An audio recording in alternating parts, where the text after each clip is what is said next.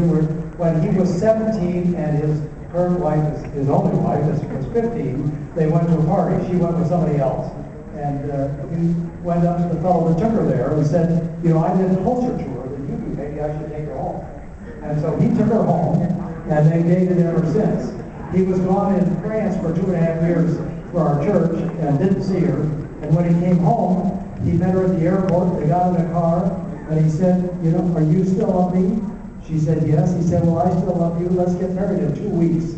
They ended up getting married 2.5 months later, and 43 years later, and 5 sons and daughters-in-law and 18 grandchildren. They have a wonderful and fabulous marriage. You know, they talk a lot about Mitt being a data-driven guy, but I think you've heard the story about when he was at the campaign capital.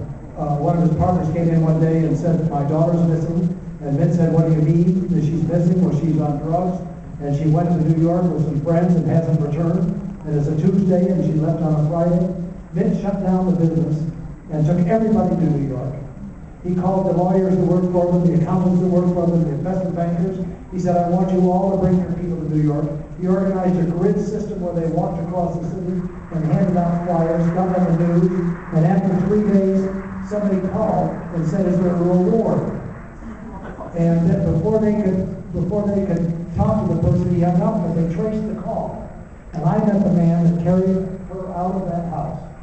And her father had told me several times, Mitt saved my daughter's life. She's married now, happily married with children. He thinks of things differently. Now, we talked about Obama, and I have a slogan that I think Obama should be using. I think he should use the slogan, forget about it. Forget about everything he ever said 4 years ago. When he said he was going to reduce the deficit and create jobs, forget about it. What his plan is to divide rich against poor, to divide women against men, to divide young against old. That's the only way that he can try to win, because he can't win on his record. We need somebody that's going to reduce the federal jobs, cut back the pensions and so forth of the federal employees, create a greater economy and understands jobs. So I hope you'll support my brother.